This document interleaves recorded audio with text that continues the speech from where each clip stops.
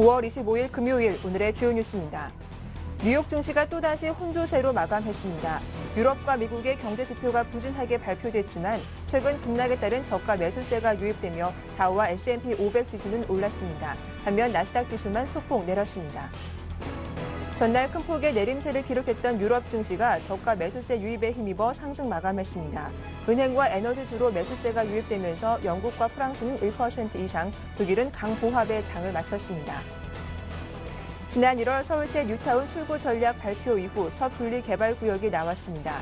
그동안 서울시 내 일부 뉴타운에서 분리개발이 추진되긴 했지만 공식 확정된 것은 이번이 처음입니다.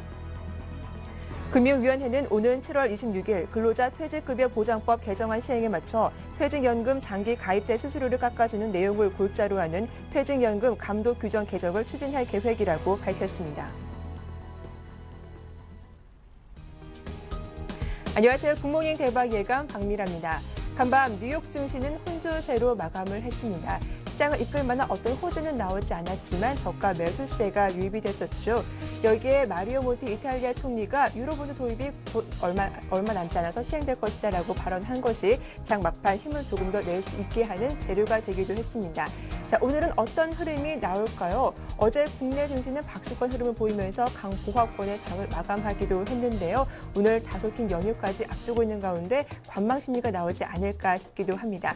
오늘도 각 전문가와 함께 다양한 대응 전략 살펴봐 드릴 테니까요. 잠시만 기다려 주시기 바랍니다. 지금 바로 굿모닝 대박 예감 2부 출발하겠습니다.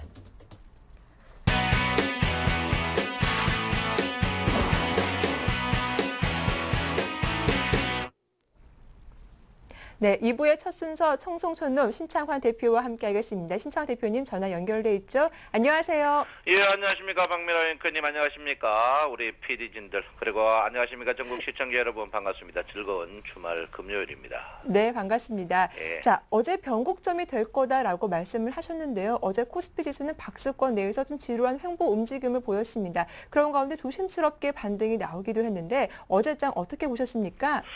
예, 어제장 일단 512평의 이제 상승 부분이거든요. 그래서 제가 볼 때는 이제 그 어제 512평의 상승 부분에서 주가가 이제는 일단은 어제 제가 변곡점이라고 말씀드린 거는 이제 확실한 바닥이 있냐 아니냐 이런 부분이 가장 중요한 부분이 아닌가 이렇게 저는 생각을 하고 있습니다. 그래서 제가 볼 때는 그래요. 이번에 1800겐이 살짝 깬 이 부분이 제가 볼 때는 진성 단기적으로 진바닥이 아닌가 이렇게 저는 생각을 하고 있습니다.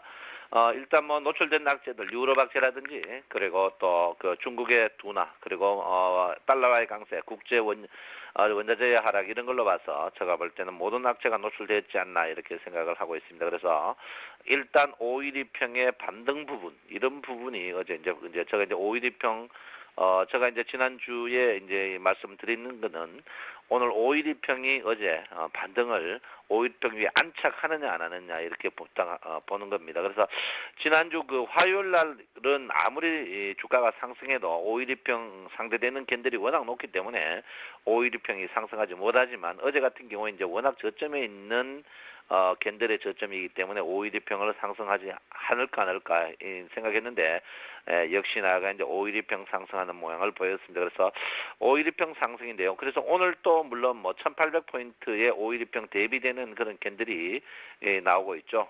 나오고 있기 때문에 제가 볼 때는 오늘 1800 이하로 가지 않을 것 같아요. 그래서 제가 볼 때는 512평의 연속 이틀 상승 이런 부분은 굉장히 좋은 부분이 아닌가 이렇게 저는 보고 있습니다. 그래서 물론 이동평균적으로 봐서 지금 61일평, 121일평 데드크로스가 일부 있기 때문에 일단은 제가 볼 때는 512평의 상승 의미를 굉장히 좀 깊게 둬야 되지 않을까 이렇게 생각하고 있습니다. 그래서 512평의 상승이 오늘 상승한다면 11일평 언저리에 있는 1830포인트까지는 다음 주는 최소 바라볼 수 있는 그런 언저리고 또 조금 더 추가적으로 간다면은 21일평 언저리인 1890포인트까지도 다음 주는 반등을 한번 예상해 볼 수 있는 그런 자리가 아닌가 이렇게 생각을 하고 있습니다. 어쨌든 간 주가는 바닥이라고 볼 수 있고요. 주가의 하락 부분이 일단 수급됐다는 데서 굉장히 중요한 부분인데 일단 최소 주가는 반등은 25%는 반등한다. 그러면 1848, 1850 언저리까지는 주가의 반등이 저는 있을 걸로 저는 최소 있을 것 같고요.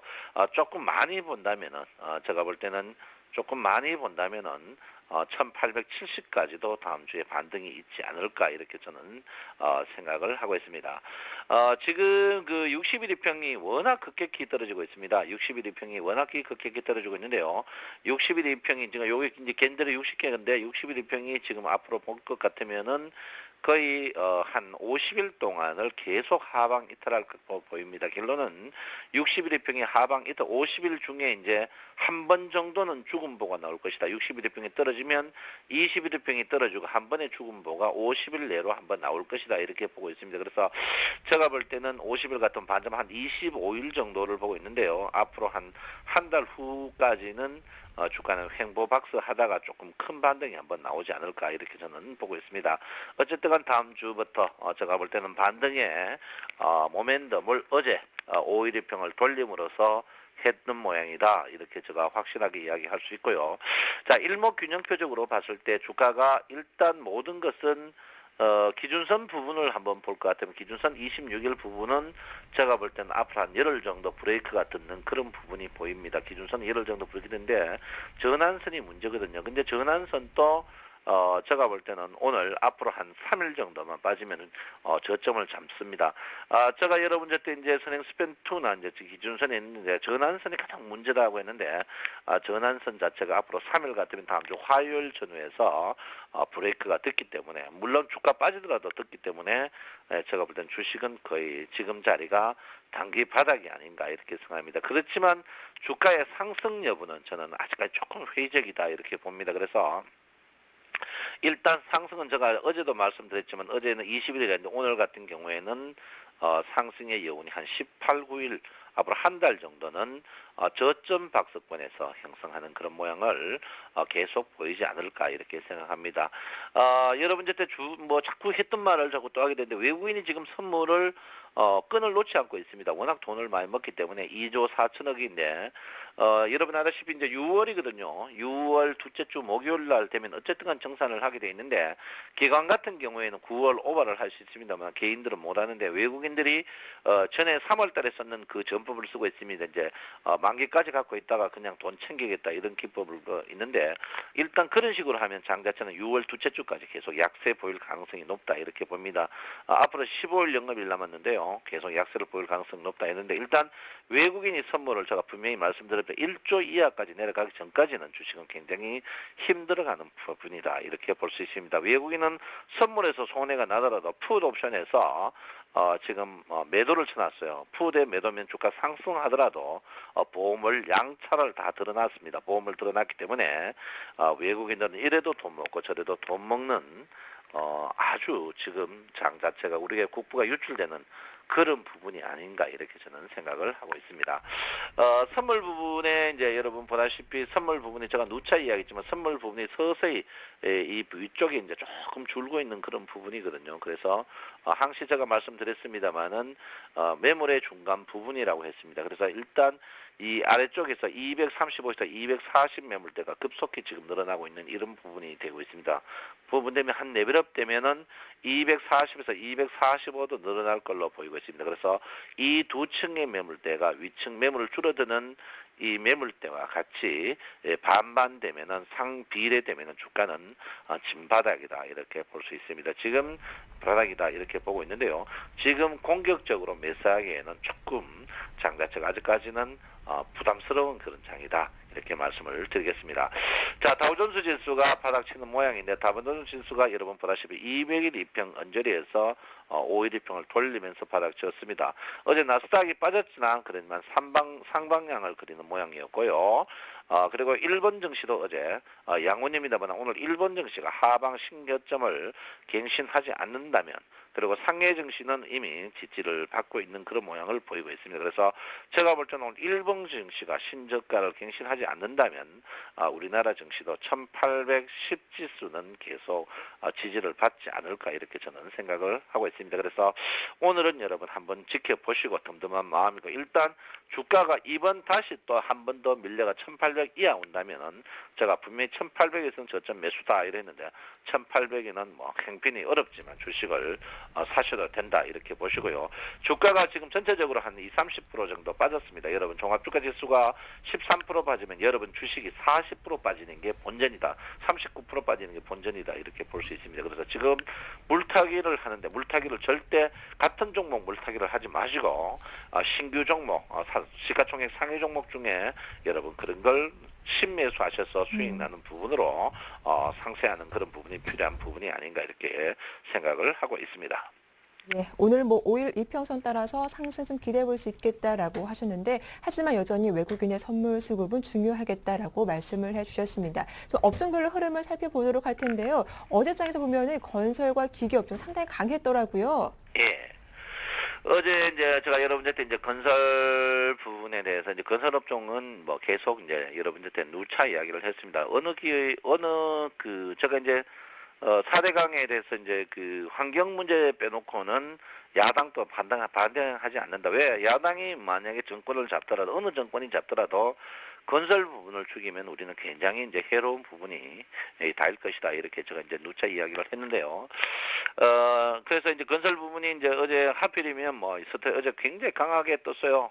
특히 건설 부분이 어제 굉장히 강하게 뜨는 모양인데 제가 볼 때는 건설이 뭐 지속력이 있다. 아직 그거는 확인되지 않고 있습니다. 그래서 제가 이제 어제 여러분한테 이제 건설 주제 대우건설 이야기를 했는데 대우건설 뭐 8,000원대 사가 기다리면 여러분 이거는 뭐 손짓고 혐치기다라고 이야기했는데 건설 부분에 대해서는 여러분께서 좀 관심을 계속 좀 두셔야 된다. 지금 가격대 메리트 있는 가격대다 이렇게 보거든요. 뭐 실적이나 이런 동반 부분 그리고 해외 건설 부분 동반이다 이렇게 볼 수 있습니다. 그리고 어제 이제 특이한 거는 전력 관련 주식들이 어쨌든 간 정부가 뭐 원자력을 하든지 화력을 하든지 두산중공업을 이용을 안 할 수가 없는 그런 부분이고 이제 해외에서도 우리나라 이제 발전 설비들이 옛날 이제 일본의 가와사키나 히다치였는데 지금 히다치와 가와사키가 그 발전 설비 이런 부분에 대해서 경쟁력이 굉장히 떨어지고 있습니다. 지금 그러니까 심지어 엔진까지도 떨어지고 있거든요. 그래서 어제 이제 두산중공업을 제가 여러분한테 이야기하고 지금 3일 있다 이렇게 큰 폭으로 떴는데 저는 물론 뭐 에너지 4인방이죠. 여러분 한전기술, 두산중공업, 한국가스공사, 한국전력 에너지 4인방으로 해가 여러분한테 큰 수익을 많이 남겨줬습니다만 제가 볼 때는 에너지 관련 주식은 앞으로 계속 이제 제가 볼 때 뭐 대선 테마 이런 걸 다 대선 테마 요즘 누구도 이야기를 하지 않거든요. 그래서 제가 에너지 관련 주식은 낙폭 과대할 때는 매수를 하셔야 된다. 그 이유 중에 하나가 이제 외국인들이 최근에 보면 그렇습니다. 선물에 목숨 걸어가 삼성전자를 어제도 9천억 팔고 있습니다. 9천억 팔고 있는 반면에 이제 두산중공업이라든지 이런 부분에 대해서는 기관이나 외국인이 똑같이 사고 있거든요. 그래서 이 설비 분야, 불효 불급한 설비 분야가 전력이다 이렇게 저는 보고 있습니다. 그래서 그런 부분에 대해서 여러분이 관심을 조금 두셔야 되지 않나 이렇게 볼 수 있습니다. 볼 수 있나 이래 보고요. 제가 누차 여러분에게 이야기합니다. 이제 전차 주식들이 우리나라 시가총액 상위 종목들이 외국인의 선물에 따라서 이제 뭐 사지고 팔아지겠다 하거든요. 왜냐하면 삼성전자가 시가총액이 30%가 넘어버리니까 선물을 방어하기 위해서 외국인들은 삼성전자를 팔 수밖에 없는 그런 구조를 갖고 있습니다. 그렇지만 이제 제가 이제 어제 이제 수익률을 말하다를 어제 녹화를 하면서 이 부분에 대해서 상세하게 달아놨습니다. 그래서 다음 주 월요일 날 12시에 여러분 체크해놨다가 서울경제TV 보시면 될 것 같고요. 일단 제가 볼 때는 이제 설비 부분 주식들을 여러분께서 관심을 계속 한번 두셔야 되는 부분이 아닌가 이렇게 봅니다.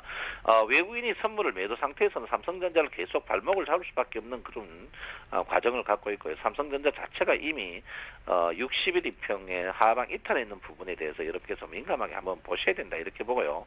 우리가 답례 예로서 선행스팬 구름이 앞으로 검은 구름이 바뀌는 시점이 항시 주가가 이제 매도 시점이라고 기본적으로 여러분께서 배웠기 때문에 검은 구름으로 전환됐다. 그래서 붉은 구름으로 전환되기에는 조금 버겁습니다. 그래서 제가 볼 때는 삼성전자가 쉬어가면서 거기에 대치되는 종목 2등 종목들이 올라가지 않을까 하는데 주가가 이제 그걸 전형적으로 쐐기형 모양이라고 하거든요. 쐐기형 모양이라는데 이제 이 부분이 삼성전자입니다.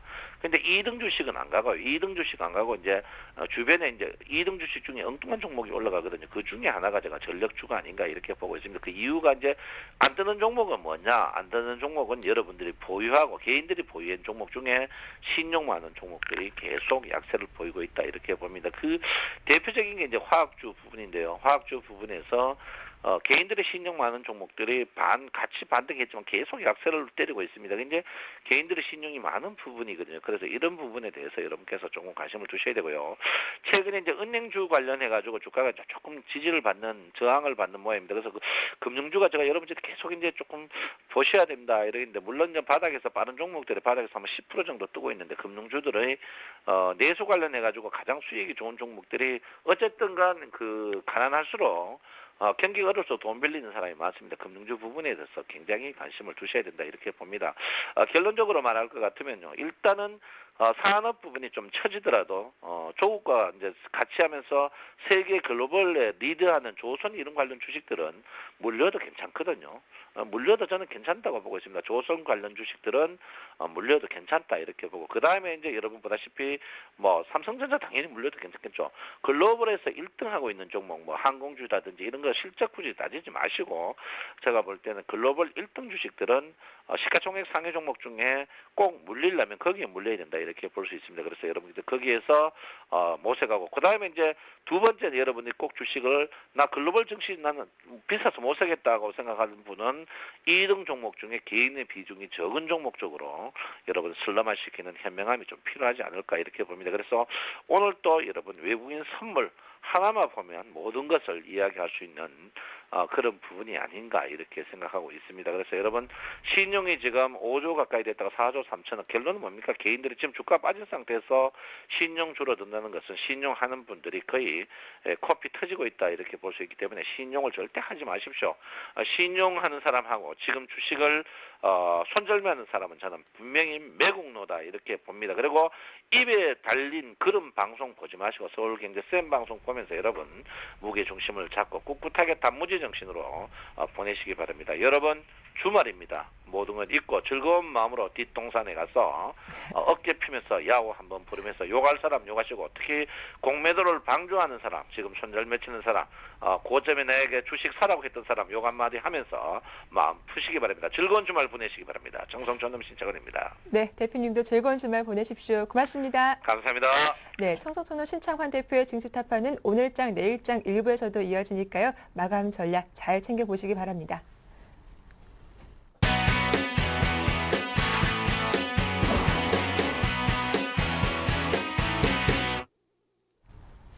네, 센걸 시장을 부탁해 이순복 씨와 함께하겠습니다. 안녕하세요. 네, 안녕하세요. 네, 자 오늘 금요일 시간입니다. 저 힘을 내서 시작을 해볼까요? 네, 제가 증권방송 여전사다 보니까요. 방송 들어오기 전에 이제 한판 하고 왔더니 어깨가 날아갔네요. 네. 네, 시작하겠습니다. 미국 증시가 상승 마감을 했어요. 네. 네, 재미있는 그 이야기들이 좀 많이 나왔습니다. 우선 미국 이야기를 좀 하자면은요. 이 4월에 내구재 주문이 소폭 증가를 했습니다. 그런데 이 멘트를 보니까요. 이 지표는 좋았지만 내용은 썩 좋지 않았다는 이야기가 나오면서 기업 투자 지표로 간주되는 자본재 주문이 3월보다 감소했다는 이야기가 나오면서요. 3월달, 4월달 수출이 정체됐다. 그래서 지금 미국의 모든 초점은 수출 시장에 놓여 있습니다. 제가 이런 말씀 드렸잖아요. 이제 주택 가격이 좀 안정이 되고 그러다 보니까 이제 고용을 잡아야 된다 그러면 결국 수출을 잡아야 되고, 그렇게 되면 소비의 국가인 미국이 국내적으로 소비만 하다 보니까 소비가 안 되니까 이제 해외 진출, 해외에 대한 수출을 지금 목표로 고용을 한번 추진을 하고 있기 때문에 이러한 관점이 어떻게 한번 해석이 되는지도 한번 체크를 보셔야 될 것 같고요. 유럽 증시가 은행주를 중심으로 해서 반등 마감했습니다. 네. 어제 정상회담에서 딱하니 포인트는 나오진 않았지만 나올 수 있는 최고의 저는 해답은 나왔다고 보거든요. 계속 돈을 쏟아부을 수는 없으니까 네. 이제 협박을 하는 거죠. 니네 우리가 제명시킬 수도 있다. 말 잘 들으면 도와주겠지만 말 안 들으면 언제든지 제명시킬 수가 있다라고 하는 발언이었기 때문에 유럽 정상들이 할 수 있는 최고의 선택이지 않았나 싶습니다. 그리고 또 하나는 아르헨티나가 주요 경제 지표가 악화가 되면서 혹시 위기 신호가 아니냐, 이러한 기사도 있습니다. 이 이야기는요, 오늘 아침에 새로 나온 게 아니라 한 1년 전, 2년 전부터 이미 나와 있던 이야기이기 때문에 갑자기 또 이게 뭐 남미 유럽까지 또 금융위기가 퍼지는 게 아니야, 이렇게 우려하실까봐 이러한 멘트를 한번 들고 와봤습니다. 네. 예, 이렇게 뉴욕 증시 마감 상황 좀 정리를 해봤습니다. 자, 이어서 오늘의 센 이야기도 들어봐야겠는데요. 어떤 주제입니까? 네, 오늘의 제목은 A380입니다. A380. 그 항공기 이름 아닙니까? 예, 항공이 네. 대한항공에서 지금 A380으로 뭐 뉴욕 이렇게 몇 군데를 좀 취항하고 있는데요. 네. 오늘 아침에 또 게다가 보니까 인천국제공항이 7년 연속 세계 최고의 상을 기록했다고 하면서 제가 오늘 항공주 얘기하는 줄 알았나 봐요. 오늘 오랜만에요. 순복이가 주특기를 좀 발동을 해볼까 합니다. 네. 그 주특기 발동이 제가 증권사들 싸움 붙이는 거거든요. 또 하나 이제 주특기가 잠시 후 이제 주저방에서 순복이 주특기 이제 술 얘기도 나옵니다. 재미있는 얘기가 많이 나올 것 같은데, 자, 오늘 대한항공에 대한 관전 포인트는 증권사들에 대한 코멘트와 한 증권사가 시청자들을 얼마나 우롱했는지에 대한 답이 나옵니다. 우선 우리 개인 시청자분들은요. 네. 기억을 거슬러서 5월 3일 날 대한항공 1분기 실적 발표부터 다시 한번 짚어보겠습니다. 자, 1분기 실적이요. 5월 3일 날 발표가 됐는데요. 매출이 2조 9,983억 원, 그리고 영업손실이 무려 989억 원, 그리고 순손실이 672억 원이었습니다. 네. 이렇게 순손실이 발생한 이유를 들어보니까요. 유가 급등으로 인해서 유류비가 대폭으로 증가를 했던 부분이었고요. 그리고 조금 전에 이제 오늘 제목이었던 A380 같은 여객기를 사오고, 그리고 네. 화물기 도입으로 인해서 감가상각비도 좀 증가를 했던 이유였고요. 또 하나는 여객 부분은 좀 10% 호조세를 보였는데, 우리 시청자분들도 아시겠지만 이 항공주는 또 IT가 성장을 해야지 화물 수요가 증가되기 때문에 이 IT 성장에도 민감한데, IT 부진으로 인해서 화물 수송은 한 9% 정도 감소했다라는 모습이 보이고 있습니다. 자, 이제 우리 시청자분들은 실적을 체크를 했으니까요. 이제 네. 수급을 체크를 해야죠. 저는 개인적으로 우리 서울경제방송의 이 CG팀한테 정말 죄송하다는 말씀을 드리고 싶은 게 맨날 이렇게 자료를 막 산더미처럼 갖고 나와서 나중에 제가 술 한잔 쏘겠습니다. 자, 5월 달 기관들이 이렇게 실적이 좋지 않았음에도 불구하고 그러면 수급을 한번 보면은요. 제가 준비한 화면을 보시면은요. 그러니까 빨간 부분은 기관이 순매수를 한 부분이고요. 네. 파란 부분은 외국인들이 판 건데요. 하도 빼지 않고 외국인이 팔았습니다. 이 아마 그 외국인들이 이렇게 판 거는 대한항공이 실적이 안 좋기 때문에 뭐 팔지 않았나 뭐 그런 싶은 생각도 든 것 같아요. 예, 그런데 이렇게 기관은 왜 이렇게 실적이 안 좋았는데도 꾸준히 매수한 거죠? 네, 그러면 이제 우리가 네. 체크해야 될 부분이 기관들이 이렇게 매수하는 동안 우리 증권사 애널리스트들은 뭐 했나 한번 체크를 네. 해봐야 되겠죠. 실적 발표가 5월 3일 날 나온 다음에 5월 4일 날 증권사들의 코멘트가 이어졌습니다. HMC 투자증권은요. 1분기 실적은 쇼크 수준이다.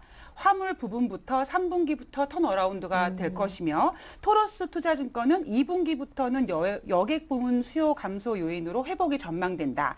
현대증권도 2분기 흑자 기록을 전망했고요. 대신증권도 공항 관련비 증가가 일회성인지 대한 검증이 좀 필요하다. 그래서 대한항공에 대한 목표가를 5만 8천 원으로 하향했습니다. 그리고 삼성증권도 마찬가지로 2분기 이후에 내국인 여객기와 화물 수요 회복 가능을 한번 주목해보자. 그래서 목표가는 유지를 했는데요. 네. 자, 5월 4일 날 이렇게 5군데의 증권사의 보고서 코멘트가 쏟아져 나온 다음에 5월 6일 날에도 동양종금증권에서 2분기 여객과 화물 관련 지표가 개선될 거다고 전망이 나왔습니다. 그리고 주말을 쉬고요. 그 다음 주 월요일 날 BS투자증권, 한국투자증권, SK증권, 메리츠증권, 하나대투 보고서가 이어졌는데요. 이 증권사들이 이순복 씨 우리는 왜 멋있게 표 안 만들어줘라고 하지 마세요. 네.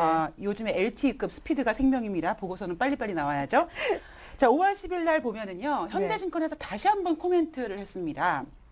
그 5월 4일 날 냈던 그 애널리스트가 다시 한번 코멘트를 냈는데요. 5월 달 일본 골든 위크와 중국 노동절 연휴로 인한 여행객 증가로 국제선이 호조될 예상이다. 네. 이렇게 전망을 했습니다. 그리고 5월 18일 날 최근 들어요. 우리가 요즘에 이제 환율 부분이 지금 이슈가 되고 있잖아요. 네. 5월 8일 날 IBK 투자증권에서 이 환율에 대한 코멘트를 어떻게 얘기를 했냐면, 유가 하락이 환율 상승의 영향을 압도할 것으로 판단되기 때문에 그렇게 우려할 만은 아니다라는 이야기를 좀 했습니다. 예, 좀 이렇게 보고서를 모아보니까 투자자 입장에서는 좀 도움이 될 것 같은데, 그런데 목표가를 보니까 정말 천차만별이에요. 예, 그렇죠. 네. 목표가를 보니까 사실 목표가는 의미를 두지 말자라는 걸 하면서도 또 우리도 개인 투자자분들은 주식을 하시는 입장에서 숫자에다가 민감하죠. 그렇죠. 오늘 제가 한 10군데 정도가 넘는 증권사 이제 보고서를 읽고 나왔는데요. 네. 오늘 제가 이제 그 빈정상한 증권사는 우리투자증권입니다. 자, 5월 3일 날 실적 발표가 난 다음에 우리투자증권에서 5월 4일 날 이러한 코멘트를 했습니다.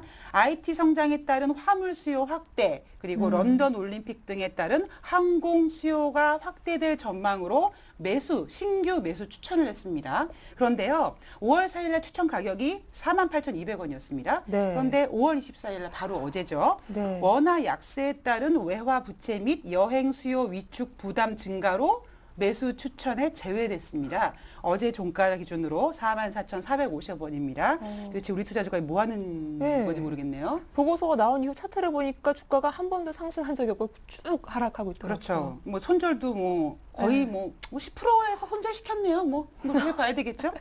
네, 이렇게 또 내용 잘 살펴봤는데 그렇다면 앞으로 좀 투자자분들이 대응할 때는 어떤 점 유의해 보는 게 좋을까요? 예, 왜 우리 시청자분들께서는 이순보이가 오늘 항공주, 그것도 대한항공을 들고 네. 왔나를 한번 체크를 해 보셔야 될 것 같은데요. 우선 이제 어제 대한항공이 장중에 3% 정도 상승을 했는데 그 이유는 HMC 투자증권에서 2분기 흑자 전환에 대한 기대감에 대한 보고서 코멘트가 다시 나오면서 장중 상승을 했었습니다.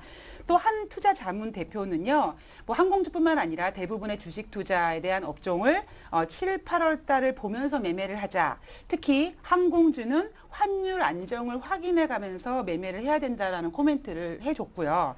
추세는 이르지만 우리가 이제 또 내일서부터 또 어떻게 보면 황금 연휴고요. 네. 또 6월 달, 7월 달 이제는 런던 올림픽, 여름 휴가 등등의 이슈들이 많이 남아 있기 때문에, 그리고 지금 또 어제 이러한 그 증권사의 2분기 흑자 전환에 대한 기대감으로 이 장중에 움직였기 때문에 또 일부 전문가분들이 항공주를 추천할 수가 있습니다. 네. 자, 우리 시청자 여러분, 이순보기가 오늘 아까 내용을 보시겠지만 10군데가 넘는 보고서를 다 읽고 왔습니다. 그런데도 네. 감히 방송에서 자, 여러분, 대한항공 좋아요라는 말을 못합니다. 자, 그렇다면 돈을 벌어주겠다고 돈을 받으면서 종목을 추천하는 전문가분들은요. 네. 저보다 10배, 100배 더 많이 노력을 해야 되고요. 저는 노력하고 있다고 믿고 있습니다. 만약에 최소한 전문가들이 노력하지 않는다면은요, 우리 개인 투자자분들이 미리 이렇게 보고서 내용을 좀 알아야지만 전문가분들이 종목 선정할 때 조금 더 도움이 되시지 않을까,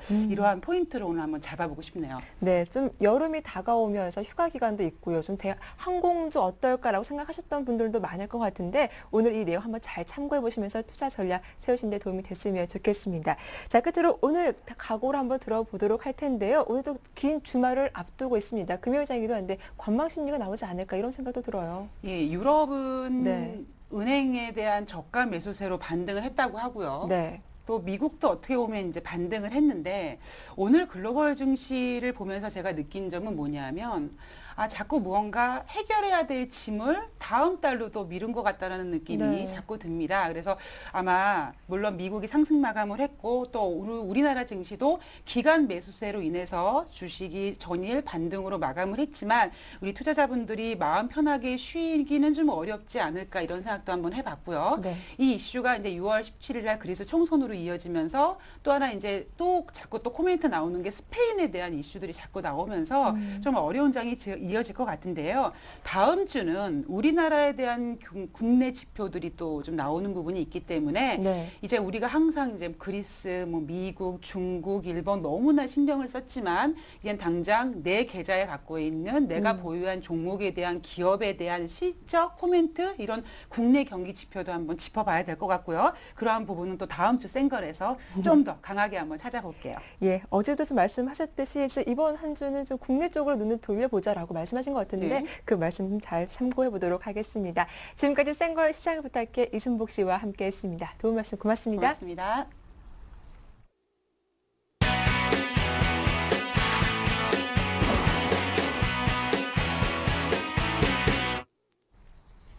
네, 주식의 지존 평택촌놈 정호영 전문가와 함께하겠습니다. 평택촌놈의 승부 전략 시간이 돌아왔는데요. 정호영 전문가 전화 연결돼 있죠. 안녕하세요. 네, 안녕하세요. 예, 어제 시장은 중기 바닥을 확인하는 구간이 아니었을까 싶습니다. 1814포인트에서 강보합권으로 장을 마감했는데 어제장 시황 정리 다시 한번 부탁드릴게요. 네, 어제는 1800선이 사실 지지가 됐습니다. 네. 근데 저는 좀 이탈되기를 원했습니다. 왜 그러냐면 이탈이 됐다가 좀 지지되는 이런 양상을 한번 보여주기를 원했는데 이탈이 되지 않음으로 해서 아직도 좀 불확실성이 좀 증가되고 있는데요. 먼저 단기로 말씀드리면요. 현재 뭐 단기적인 것은 뭐 의미가 없습니다. 그래서 뭐 단기 시황은 특별히 말씀드릴 게 없고요. 역시 이제 중기 전망인데요. 오늘도 마찬가지입니다.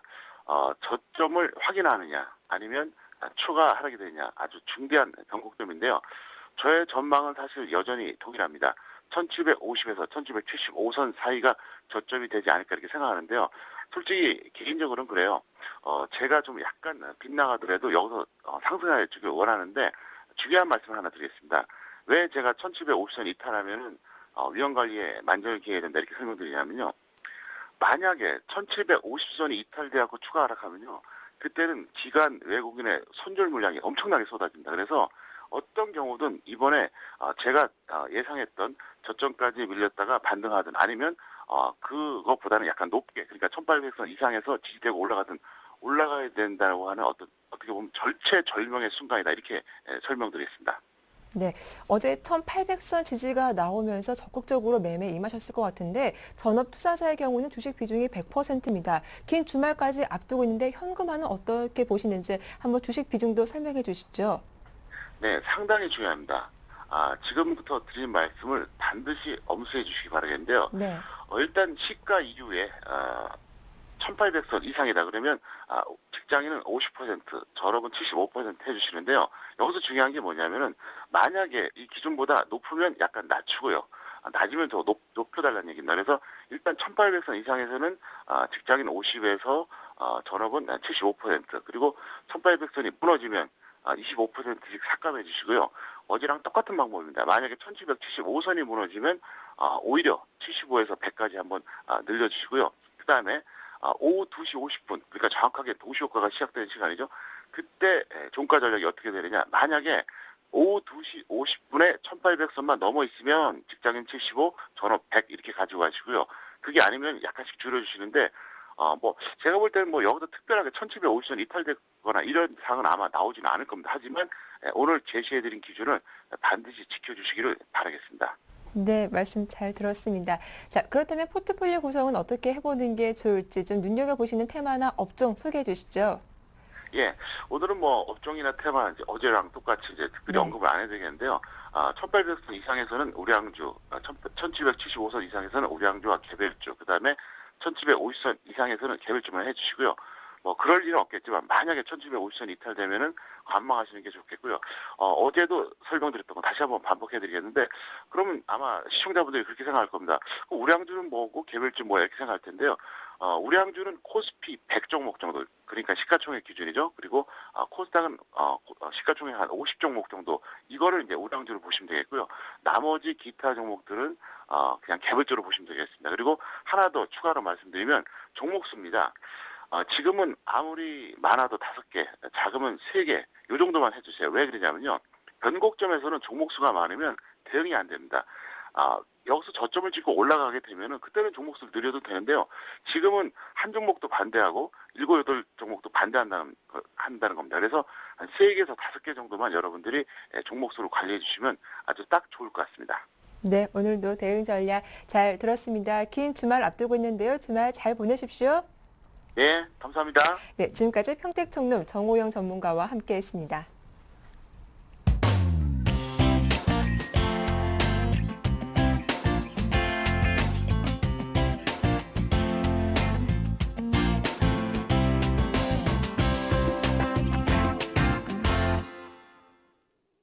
여러분 안녕하십니까? 샘플러스 라인업의 강동석입니다. 저희 서울경제TV 샘플러스에서는 증권 전문가 방송 진행하고 있는데요. 여러분의 많은 관심 부탁드리겠습니다. 네, 내일 토요일이죠. 양순모 나정호 전문위원의 투자전략 세미나에도 여러분의 많은 참석 부탁드리겠습니다. 네, 본격적으로 샘플러스 라인업 진행해 보겠습니다. 먼저 김영근 전문위원 만나보겠습니다. 안녕하십니까? 네, 안녕하세요. 네, 평화공정이 외국인 순매수 증가에 좀 상승 마감했는데요. 오늘장 대응 전략 세워주시죠. 예, 그렇습니다. 평화정보. 여전히 이제 그 기존의 완성차 업체들 지금 조정 구간에 있긴 하지만 자동차 업황에 대한 부분, 앞으로의 실적에 대한 부분, 역시나 실적이 확실한 쪽은 전기전자라든가 자동차 쪽 이쪽이 확실하다고 생각을 하고 있습니다. 관련해서 그런 부품주로 이제 평화전공을 관심 종목으로 말씀드리고, 현재 지금 시장 대비해서 그렇게 강한 상승의 흐름은 보이지 않지만 약간의 약한 약세 시장 속에서 선전을 하고 있는 그러한 모습이죠. 그리고 어제 같은 경우도 상당히 긴 양봉을 형성을 해줬고요. 오히려 제가 한 3일 전에, 2, 3일 전에는 추가 신규로 진입도 말씀을 드렸었죠. 그래서 현재 좋은 흐름이 전개가 되고 있습니다. 이평선이 수렴이 돼가고 있는 그런 과정이고요. 앞으로 상승의 초입 단계라고 보이기 때문에 여전히 좋은 긍정적인 관점을 유지하고 홀딩 관점을 말씀드리도록 하겠습니다. 기관과 외국인의 수급도 꾸준히 지속되고 있는 점도 상당히 긍정적입니다. 네, 오늘 장에서는 어떤 종목을 추천해 주실 건가요? 예, 오늘 소개해드릴 종목은 바로 이제 락앤락이라는 종목입니다. 네. 많이 관심도 가지시고 아시는 종목일 텐데, 바로 이제 그러한 밀폐 용기 만드는 그런 업체죠. 그런 밀폐 용기에서 앞으로 이제 사업적인 부분에서 주방 생활용품 전 분야로 확대가 되고 있는 그러한 상태죠. 바로 중국에서 이제 매출액이 전년 1분기 실적을 보면 중국에서의 매출액이 전년 동기 대비 한 23% 이상 증가를 했고요. 그래서 중국 성장률에 대한 어떤 둔화, 이러한 우려가 좀 있었지만 이러한 부분을 좀 실적적인 부분을 확인해 보니 그러한 부분을 좀 불식시켜주는 그러한 모습이고요. 2분기 같은 경우에도 이제 계절적으로 좀 야외활동 비중이 좀 높아지는 시기죠. 그러다 보니까 이제 아웃도어 제품 같은 경우 중심으로 해서 판매가 확대되면서 실적 개선 기대를 할 수 있는 그러한 부분을 좀 생각할 수 있습니다. 1분기 때는 컨센서스에 좀 부합이 되는 그러한 실적 발표를 했었고 2분기 때는 더 늘어나는 그러한 실적 발표를 하게 되리라고 전망이 되고 있습니다. 자, 차트를 보시면서 말씀드리면 현재 지금 주가 흐름은 상당히 좀 바닥권에서 바닥을 좀 다지는 그러한 흐름이라고 보여지고요. 그 부분은 이제 기관과 외국인의 수급이 바닥에서 좀 모아가고 있는 그러한 부분이 아닌가 이렇게 지지를 좀 해주는 모습입니다. 그래서 이런 수급적인 부분이라든가 현재 상태에서 또 이 화학업종의 종목도 상당히 좀 어려운 구간인데요. 좀 싼 구간임에만은 또 틀림없습니다. 그래서 충분히 지금 접근할 수 있는 그러한 자리라고 보여지고요. 차트를 좀 얼붕해서 보시면 3만 원 선, 얼붕을 좀 보시면 3만 원 선을 좀 장기간 동안 잘 지켜주고 있는 그러한 흐름이죠. 그래서 그러한 가격선 지지, 하방 경직선이 좀 확인이 되고 있는 그러한 모습이기 때문에 손절가 부분을 3만 원 선 정도로 설정을 하고 진입을 한다면 좋은 결과가 있을 것 같습니다. 매수가를 말씀드리면 3만 1,500원에서 전일 종가 요 사이의 밴드를 말씀드리고요. 목표가는 단기적으로 일단 3만 5천 원 제시를 해드리고요. 손절가는 3만 원 이렇게 제시해드리도록 하겠습니다. 네, 어제와 같이 갭상승 출발한다면 오늘 장에서 어떻게 대응 전략 세워볼까요? 예, 지금 예상 호가를 보면 한 1.5% 정도 상승 출발 예상이 돼 있는데 만약에 상승 출발하게 된다면 추격 매수는 하지 마시고요. 말씀드린 그런 매수가 밴드 안에서 매수하실 것을 당부해드리도록 하겠습니다. 네, 잘 알겠습니다. 지금까지 김영근 전문위원이었습니다. 고맙습니다. 예, 감사합니다. 네, 다음은 양승모 전문위원님 만나보겠습니다. 안녕하십니까? 네, 안녕하십니까. 네, 한국사이버결제는 어제 3% 상승해서 8,000원 선 회복했는데요. 오늘 장에서 대응 전략 세워주시죠. 네, 한국사이버결제 여전히 보유에 대한 관점은 변동사항이 없는 종목인 것 같습니다. 다만 그 포트폴리오의 변화가 지난 제가 일주일 동안 변동사항은 주지는 않았는데요. 이 중에서도 일단 종목 움직임이 가장 두드러지고 있는 종목이 한국사이버결제가 아닌가 싶습니다. 일단은 글로벌 증시가 또 방향성을 좀 잡지 못하고 또 혼조세의 흐름을 좀 보여주고 있다는 점에서 경기 방어주로도 부각될 수 있는 한국사이버결제 앞으로도 일단 기대를 해봐도 좋을 것 같고요. 그리고 또 어제 나왔던 게 이제 기관 투자자들이 코스닥에서 매수 상위권을 또 보여준 종목이 또 한국사이버결제인데 또 기관 투자자들의 수급에 의해서 또 3% 이상의 상승세를 좀 보여주었죠. 어제 그 모닝 브리핑을 제가 잡아드렸을 때 매주 내로 8,100원을 안착해주는 흐름이 나온다면은 수급 개선과 또 매물 저항 회복으로 탄력적인 흐름을 기대해봐도 좋다고 해드렸는데 일단은 8,100원 안착을 일단 성공함으로써 최근 조정 국면에 있었을 때 기관 투자들이 또 수급이 또 나왔다는 점 단기 목표가가 일단 8,700원까지 일단은 목표가를 설정을 해두시고요. 다음 주에는 지금 수급선이라고 불리는 이동평균선들도 수렴한 이후에 이제 정배열로 탈바뀜을 시도하려는 모습 계속해서 제가 기대를 해보도록 하겠습니다. 네, 반면 파트론은 추가적인 하락으로 5일선 아래로 내려왔습니다. AS 해주시죠. 네, 파트론도 지금 좀처럼 힘을 내지 못하는 모습인데요. 네. 그렇다고 하더라도 매도 자리로 보아야 하느냐? 자, 이에 대한 고민은 오늘 종가 대리에 좀 달려있는 것 같습니다. 어제 종가상으로 13,000원을 이탈한다면 매도하자라는 의견이었는데 장중에 13,000원을 자리를 이탈을 했었지만 다시금 회복하는 모습을 보여주었습니다. 오늘 대응하는 방식도 동일합니다.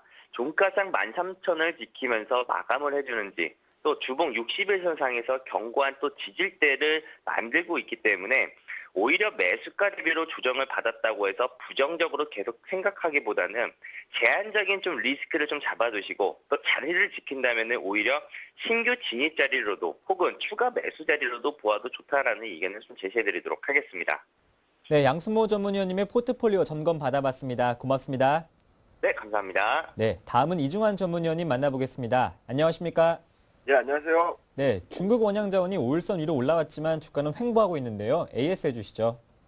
예, 4,000원대를 안착 못하고 3,900원 마감한 것이 좀 아쉬웠습니다.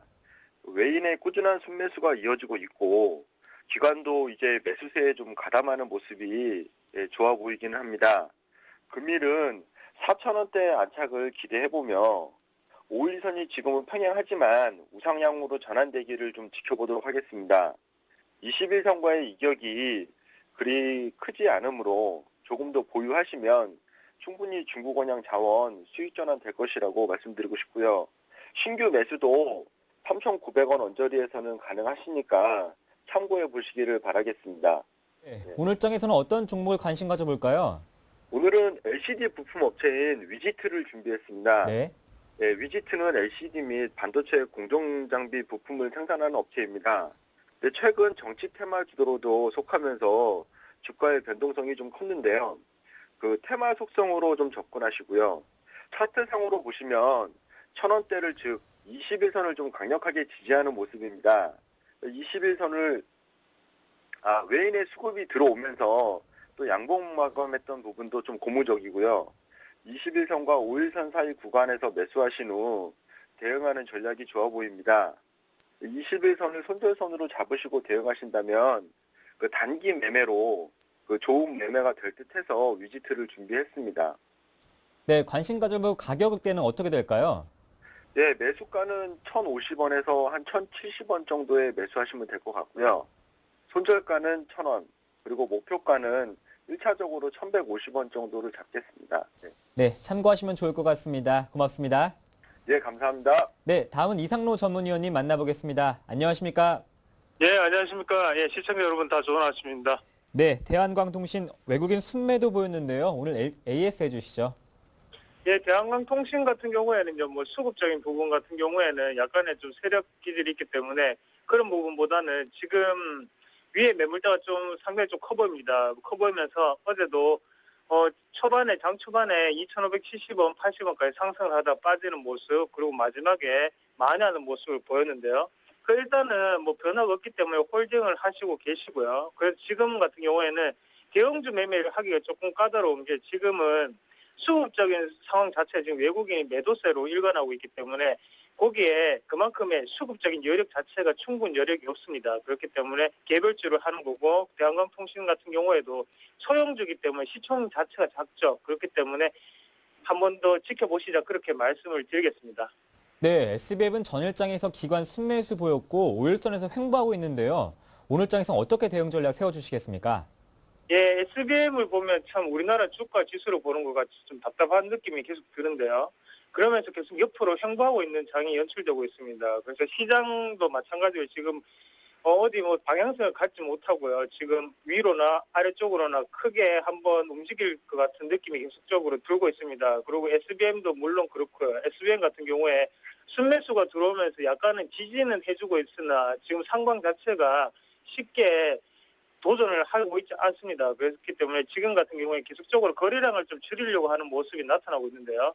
그래서 그냥 관망의 자세로 일단 보유하고 계신 분들은 그냥 묵혀놓고 난 다음에 그냥 언젠가는 올라가겠지라는 생각으로 그냥 손절선만 확실하게 지켜주시면 됩니다. 그래서 걱정하지 마시고 기다려보시자 그렇게 말씀을 드리겠고요. 그 한국콜마 같은 경우에도 지금 좀 많이 상승을 한 상태인데 일단은 지금 수급 자체가 상당히 좋게 들어오는 종목들이 몇 개 없습니다. 화장품하고 지금 게임주가 그렇게 들어오고 있는데요.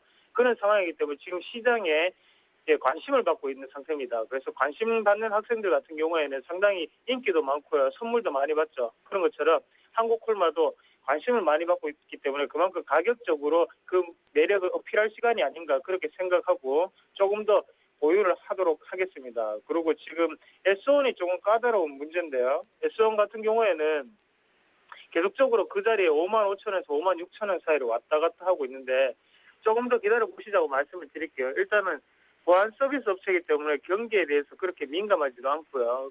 또 지금쯤 이제 한번 시세를 줄 때가 됐죠. 그런 상황이 있기 때문에 수급적인 부분도 좋게 외국인과 기관이 번갈아가면서 매수를 하고 있는데 지금은 계속적으로 물량을 조금씩 모아가는 과정이다. 그렇게 한번 생각해 보시면 더욱더 좋겠습니다. 그래서 조금 더 가지고 가시자고 말씀을 드리겠고요. 일단은 지금 시장 분위기 자체에서 약간은 호재성 재료가 필요합니다. 하지만 지금 악재, 그리스 악재 모든 분들이 다 아실 거예요, 이제는. 그게 이제 스페인까지도 뭐 전염된다는 말들이 있는데 그런 말보다는 지금은 시장을 움직일 수 있는 힘인 자체가 큰 게 없다고 먼저 아셔야 됩니다. 그래서 상방이나 하방이나 확실하게 튈 자리인데 지금 상방으로 향하는 호재거리가 다양하지 않다는 거. 그래서 지금 시장 자체가 약간은 관망의 상태로 유지를 하셔야 된다. 그리고 저점 매수 같은 경우에는 조금 힘들지 않겠나 아직까지는. 그렇게 한번 보시는 전략이 좀 필요하실 것 같고요. 그래서 지금은 가는 종목이죠. 한국콜마 같은 종목들 지금 추가적으로 더욱더 들어가셔도 괜찮은 자리다. 그렇게 말씀을 드릴게요. 네, 이제 금요일이죠. 이번 주 장에 대한 또 정리와 또 다음 주를 맞이하는 또 다음 주 장에 대한 우리들의 전략도 한번 세워주시죠.